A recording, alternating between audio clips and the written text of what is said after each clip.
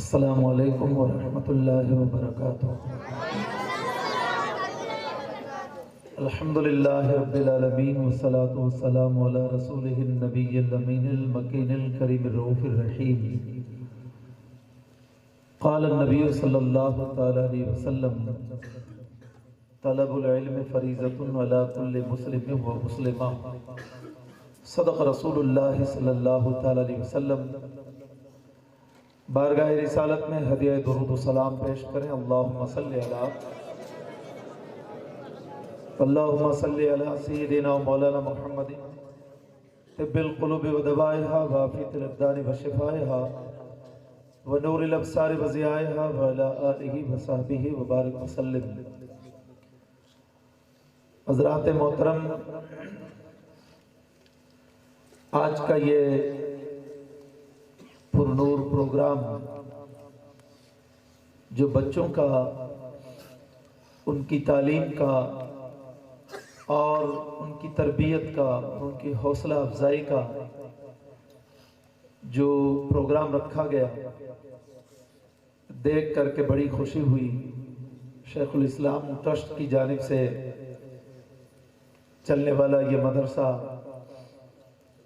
اور اس کے پڑھانے والے استاد جناب مولانا امجد علی صاحب اکبری اور جو حضرات اس مدرسے کو، اس مکتب کو چلانے میں حصہ لے رہے ہیں، اور جن حضرات اور آگیوان بھائیوں نے اور سامعین حضرات نے، سب نے جو اس پروگرام میں شرکت کی،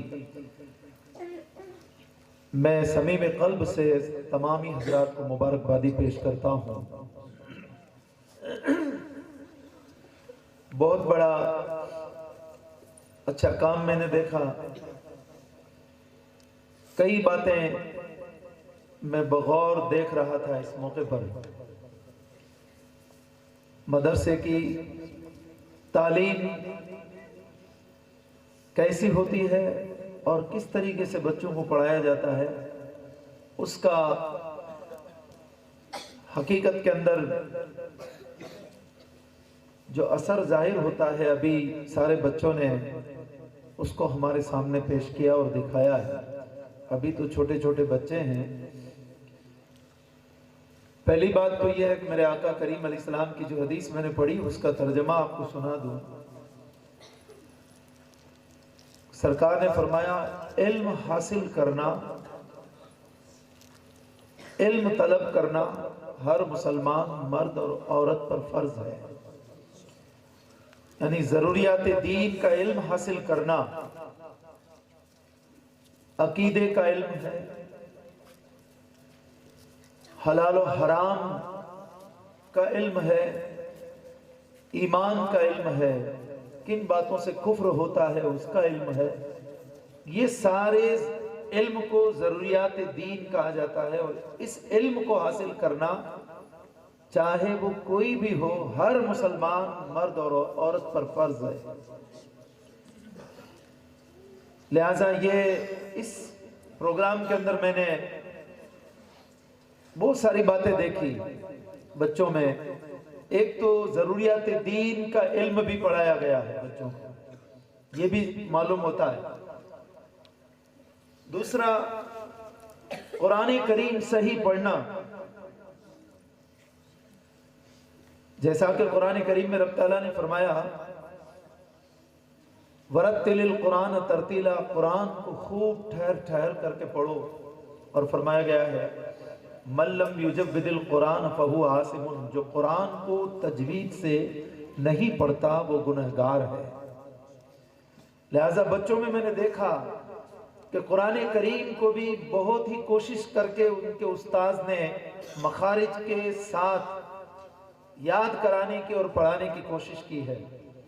اور اس میں آخر میں جو دو بچیاں آئی جس نے سورہ یاسین شریف کی جو شروع رکوع کی جو تلاوت کی ہے، الحمدللہ دل باغ باغ ہو جاتا ہے۔ ایسی بچیاں کتنے اچھے انداز میں، اچھے انداز سے مطلب آپ بہت مرتبہ ہماری چونکہ عادت بن چکی ہے کہ اچھی آواز میں جو پڑھتے ہوں اسی کو ہم اچھا انداز کہتے ہیں، ایسا نہیں ہے۔ قرآن کریم کو مخارج کی ادائیگی کے ساتھ، پھر یہ بچیاں جو پڑھتی تھی مخارج بھی درست ادا کرتی تھی. اب ہمارے پہلے جو لوگ پڑھتے تھے وہ کیا ہے، نہ انہیں سین اور شین کی تمیز ہوتی تھی، نہ زال اور زا کی تمیز ہوتی تھی، نہ زوا کی تمیز ہوتی تھی، نہ سواد اور شین میں فرق کر پاتے تھے. وہ سب سواد کو، سین کو، شین کو سب ایک ہی ساتھ میں پڑھا کرتے تھے. لیکن الحمدللہ جو بچوں نے پڑھا، کافی محنت کی گئی ہے. بچیوں نے سورہ یاسین شریف کے اول رکوع کی جو تلاوت کی ہے، دل باغ باغ ہو گیا کہ ہمارے یہاں الحمدللہ بچوں میں، بچیوں کے اندر ٹیلنٹ ہے. ان کو پڑھانے والا چاہیے، ان کو تربیت دینے والا چاہیے. کوئی بھی بچہ کن ذہن نہیں ہوتا ہے، 100 میں سے کوئی 1 ہوتا ہے. ہماری اگر توجہ صحیح ہو، صحیح توجہ ہو ماں باپ کی اور استاذ کی، تو یہی بچے آگے جا کر کے ہیرے بن کر کے چمک سکتے ہیں. ان کی تربیت کی ضرورت ہے. میرے آقا کریم علیہ السلام نے فرمایا، ماں باپ کی طرف سے اولاد کے حق میں سب سے بہترین اگر تحفہ ہے تو اولاد کی اچھی تربیت ہے. اولاد کے حق میں اچھا تحفہ میرے آقا فرماتے ہیں کہ اچھی تربیت کرنا ہے. آج یہ بچے ابھی آقا علیہ السلام کے سیرت کے بارے میں پڑھ رہے ہیں، سرکار کی ولادت باسعادت کے بارے میں سوال جواب کر رہے ہیں. حضور کے ماں باپ کون ہیں، حضور کے دادا کون ہیں، حضور کے ولادت باسعادت کس دن میں ہوئی، کون سے مہینے میں ہوئی، صحابہ کے بارے میں پڑھ رہے ہیں، قرآن کریم کی تعلیمات کے بارے میں پڑھ رہے ہیں، اسلامی احکامات پڑھ رہے ہیں. انشاءاللہ العزیز یہ بچے آج ان کے سینوں کے اندر یہ جو دین سیو کیا جا رہا ہے، یہ دین جو ان کے سینوں میں بنیادی باتیں جو اتاری جا رہی ہے، یہ بڑے ہونے کے بعد چاہے کتنی بھی باتیں مخالف چلتی رہے، چاہے کتنی بھی گمراہیت کی ہوائیں چلتی رہے، یہ بچے کبھی گمراہ نہیں ہوں گے. اس لیے ضروری ہے کہ ہم اپنے بچوں کو اس انداز کے اندر پڑھائیں.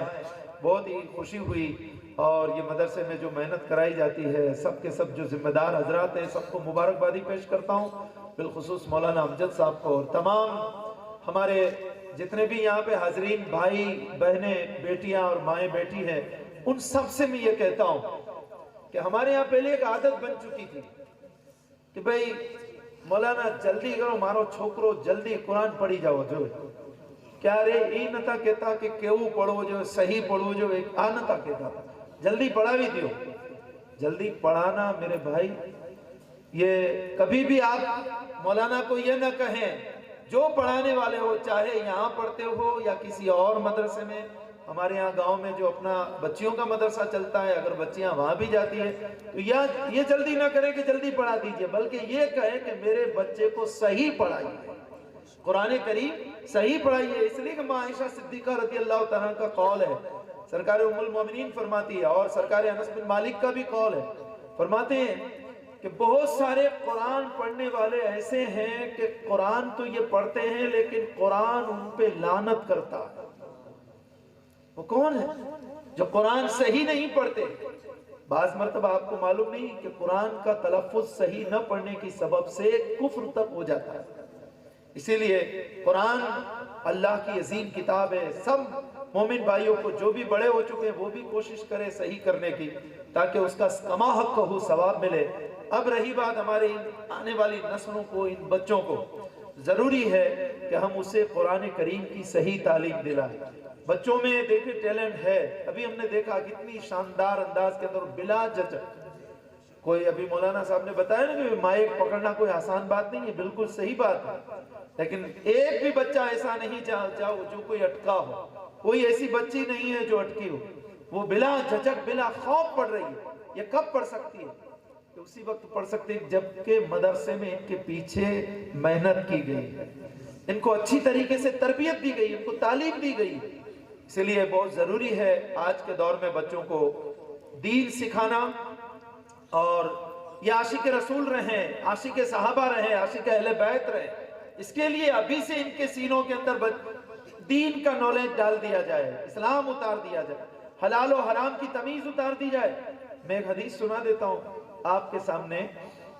ایک تو بات یہ ہے کہ فتنہ اتنا پھیل رہا ہے، پہلے زمانے میں اتنا دور نازک نہیں تھا جتنا اس دور کے اندر نازک دور آ چکا ہے۔ آقا علیہ السلام نے انہی فتنوں کی طرف دیکھ کر کے نگاہ نبوت دیکھ رہی تھی، علم غیب رب نے عطا فرمایا اپنے حبیب کو۔ سرکار نے فرمایا تھا، حضرت ابو ہریرہ رضی اللہ تعالیٰ عنہ راوی، سرکار نے فرمایا لوگو دین کی طرف لپکو، یعنی دین کی طرف دوڑو، دین کے اعمال کی طرف سبقت کرو، ان فتنوں کے آنے سے پہلے جو اندھیری رات کی طرح ہوں گے۔ یہ حضور نے فرمایا، آپ سمجھ رہے ہیں میری بات کو؟ سرکار نے کیا فرمایا؟ ان فتنوں کے آنے سے پہلے کہ جو فتنے اندھیری رات کی طرح ہوں گے، کہ آدمی صبح کو مومن ہوگا، شام کو کافر ہو جائے گا، شام کو مومن ہوگا، صبح کافر ہو جائے گا۔ اور آگے سرکار نے فرمایا کہ آدمی دنیا کے ساز و سامان کے بدلے میں اپنے دین بیچے گا، اپنا دین بیچے گا۔ یہ دور آ چکا ہے، ہم دیکھ رہے ہیں بہت سارے بچے نوجوان جو موبائل کی سکرینوں کے اوپر بیٹھے رہتے ہیں، بہت مرتبہ وہ گانے سننے کے عادی ہو چکے ہوتے ہیں۔ یہ وجہ اس کی یہی ہے کہ ان کی تربیت نہیں کی گئی، گھر پہ اس کے اوپر نظر نہیں رکھی گئی، ماں باپ قصوروار ہیں، اس کے ذمہ دار ہیں۔ تو بچوں پہ تربیت نہ کرنے کے سبب ہوتا کیا ہے؟ وہ موبائل کی سکرینوں پر بیٹھا رہتا ہے، اور اس بچے نے صرف کالج کی ہو، صرف سکول کی ہو، اور سنیت کا عقیدہ اس کے پاس مضبوط نہ ہو، علم دین اس کے پاس نہ ہو، حلال و حرام کی تمیز اس کے پاس نہ ہو، ایمان کیسے کہتے ہیں اس کا علم نہ ہو، کون سا جملہ بولنے اور سننے سے کفر ہو جاتا ہے اس کا نالج نہ ہو، وہ بچہ اس دور کے اندر جوان ہو کر اپنا ایمان بچانا بہت مشکل ہو جائے گا۔ موبائل کی سکرین کے اوپر وہ دیکھتا ہوگا اور گانے سنتا ہوگا، بہت سارے گانے ایسے ہیں کہ جو کفریہ عبارت والے ہیں۔ کیسے ہیں؟ کفریہ عبارت والے۔ اگر بچے نے خوشی سے اس کو بھی پڑھنا اور سننا شروع کر دیا تو وہ سویا ہوگا جب رات کو، مغرب کے وقت، شام کے وقت، تو مومن ہوگا، اور گانا سن کر کے اور اس کو قبول کر کے وہ اسلام سے خارج ہو چکا ہوگا۔ لہذا یہ ساری باتوں کے ان مقابلہ کرنے کے لیے، ان فتنوں کا مقابلہ کرنے کے لیے، دوسری بات کہ اب تو سوشل میڈیا کے اوپر نہ جانے کتنے خطیب اور کتنے مقرر آ چکے ہیں مارکیٹ کے اندر، اور بہت سارے لوگ تو بس یہی کام ہی کرتے ہیں، چند کتابیں پڑھی ہوتی اور بیٹھ گئے دین سمجھانے کے لیے۔ نوجوان یہ سمجھتے ہیں کہ یہ کوئی بڑا انجینئر ہے، بڑا پروفیسر ہے، بڑا مولانا ہے، بڑا یہ وہ، حالانکہ حقیقت میں وہ ہوتا ہے یا تو شیعہ ہوتا ہے، یا وہابی ہوتا ہے، یا خارجی ہوتا ہے، یا کچھ نہ کچھ ہوتا ہے، اور گندی باتیں جو اس اہل سنت و جماعت کے عقیدے کے خلاف ہے وہ بکتا رہتا ہے، اور ہمارے نوجوان اس کو سمجھتے ہیں کہ یار بہت اچھا بول رہا ہے۔ میرے بھائی، دین اس طریقے سے سینوں سے نکالا جا رہا ہے، یہ فتنوں کا دور آ چکا ہے۔ اس لیے ضروری ہے کہ ہمارے یہ چھوٹے بچے، اگر ہم چاہتے ہیں کہ ان کے ایمان کو بچائے اور ان کے ایمان کی حفاظت کرے، ان کے دین کی حفاظت کرے، تو مدرسوں کو مضبوط بنائے، مدرسوں کی تعلیم کو مضبوط بنائے، ان کے سینوں کے اندر ابھی سے ہی اسلام اتنا پختہ کر دے کہ یہ رسول اللہ کا کبھی باغی نہ ہونے پائے، کبھی اسلام کا باغی نہ ہونے پائے۔ آج ہمیں دکھ ہوتا ہے، ہمیں درد ہوتا ہے کہ جب مسلمان کا بیٹا جب کفر کی طرف قدم اٹھاتا ہے، مسلمان کی بیٹی جب مرتد ہو کر کے کافروں کی گود میں جا کے بیٹھتی، بڑا دکھ ہوتا ہے۔ وجہ کیا ہے؟ ان کے گھر میں ان کے ماں باپ نے ان کی تعلیم کی طرف توجہ نہیں دی، ان بچوں کو اچھے مدرسے میں بھیجا نہیں، انہیں معلوم نہیں کہ کفر کیا ہے، اس کا انجام کیا ہے۔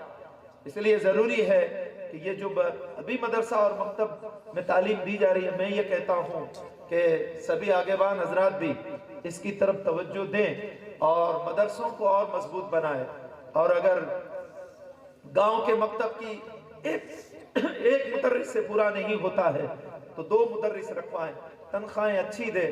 ہمارے لیے جو یہ سرمایہ ہے نا، ہماری اولاد جو ہے، یہ ہمارا اچھا سرمایہ ہے، ہماری پونجی یہی۔ اگر یہ ہمارے لیے ان کا ایمان بچ گیا اور یہ دیندار رہے تو سمجھ لو ماں باپ قبر میں چلے جائیں گے، یہ اولاد دنیا میں نیکوکار رہے گی، صرف نیکوکار رہنے پر ان کے قبر میں ان کو ثواب ملتا رہے گا، کیونکہ یہ ثواب جاریہ ہے اولاد کو اچھی تربیت دینا اور اچھی تعلیم دینا۔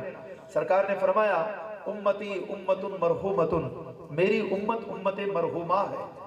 تدخلو فی قبورہا بذنوبہا، یہ جب اپنی قبروں میں داخل ہوتے ہیں تو اپنے گناہوں کا بوجھ لے کر داخل ہوتے ہیں، اور قیامت کے روز جب یہ قبروں سے اٹھیں گے تو اس شان سے اٹھیں گے کہ ان کے بدن کے اوپر ایک بھی گناہ موجود نہیں ہوگا۔ صحابہ نے عرض کیا یا رسول اللہ اس کی وجہ کیا ہے؟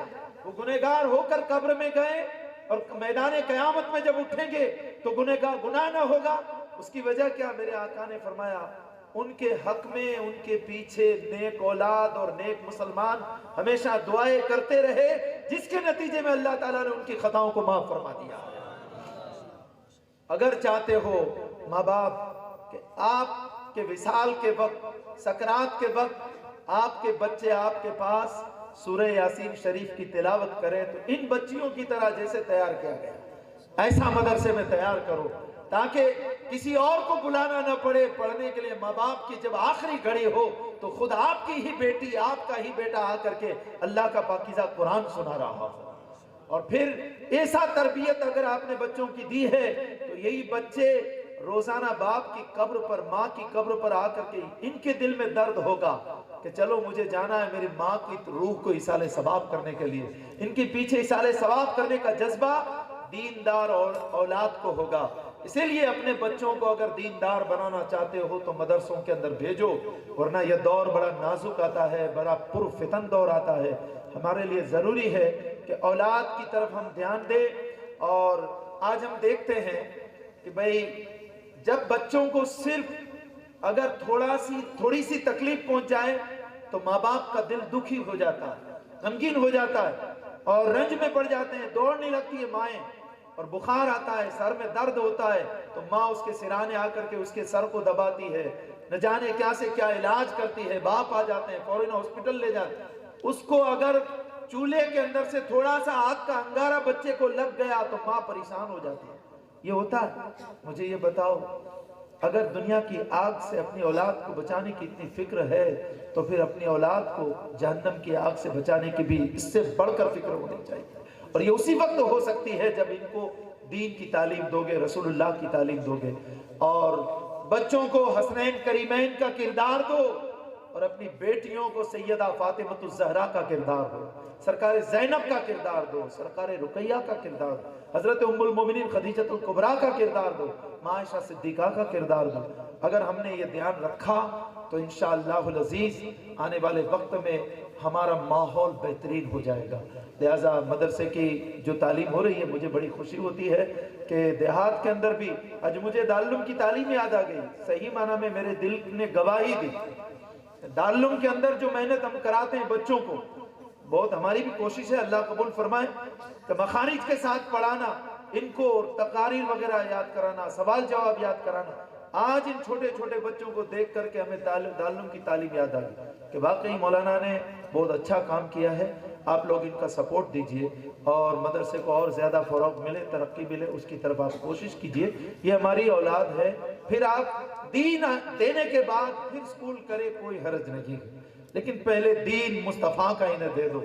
ہمارا بچہ ہم دیکھتے ہیں کہ جب مدرسہ جاتا ہے تو کیا ہے، وہ قرآن کریم جو ہوتا ہے اپنے سینے سے لگا کے جاتا ہے، قرآن کریم کو سینے سے لگا کے جاتا ہے، اور سکول جب جاتا ہے تو اس کا بیگ اور بستہ جو ہوتا ہے پیٹھ کے پیچھے رکھتا ہے۔ اس سے سمجھنا چاہیے کہ دین جو ہے سینے سے لگا کے رکھنا چاہیے، اور کالج اور سکول کو کام پیٹھ کے پیچھے، کیونکہ قبر میں ساتھ آنے والا قرآن ہے، رسول اللہ کی تعلیم ہے، اور وہ باہر ہی رہ جائے گا، اس لیے اس کو پیچھے ہی رکھا جائے۔ لو ضرور فائدہ حاصل کرنے کے لیے دنیا میں نالج حاصل کرنا ضروری ہے، اور اس لیے اسلام نے منع نہیں کیا، لیکن پہلے اپنی اولاد کو دیندار بناؤ، مصطفیٰ کی سچی وفادار بناؤ۔ ماشاءاللہ بہت خوشی ہوئی، اللہ تبارک و تعالیٰ اس بزم کو قبول فرمائے، اسی طریقے سے پروگرامات رکھ کر کے ان بچوں کی حوصلہ افزائی کرے۔ آج ان بچوں کو اگر حوصلہ افزائی کی گئی تو انشاءاللہ العزیز آنے والے وقت میں پھر اور بچے دین کی طرف اور آگے بڑھیں گے، علم حاصل کرنے کی طرف اور آگے بڑھیں گے، اور علماء کرام کی بھی طرف توجہ دیں تاکہ علماء کرام بھی ان کی ضروریات کو آپ پورا کریں، آپ کی دین کی ضروریات علماء کرام پورا کرتے رہیں گے۔ اللہ رب العزت اس کاوش کو قبول فرمائے۔ وآخر دعوانا ان الحمدللہ رب العالمین۔